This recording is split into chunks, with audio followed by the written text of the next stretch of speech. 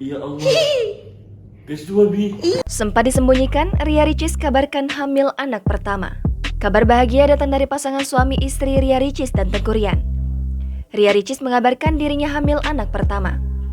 Kabar bahagia tersebut dibagikan di media sosial Instagram miliknya @riaricis1795. Yeay, jadi ayah.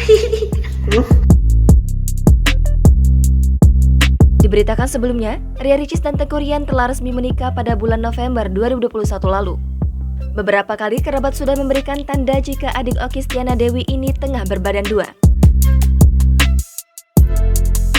Satu di antaranya adalah dari penyanyi Rosa. Rosa sempat keceplosan memanggil Ria Ricis Bumil pada bulan Februari 2022 lalu. Setelah itu, barulah Rosa menyapa Ria Ricis yang duduk di barisan depan. Rosa keceplosan memanggil sang YouTuber dengan sebutan Bumil alias ibu hamil. Akhirnya, Ria Ricis mengumumkan kabar bahagia tersebut sendiri. Ia mengaku tak perlu lagi umpet-umpetan. Para kerabat Ria Ricis lantas memberi selamat.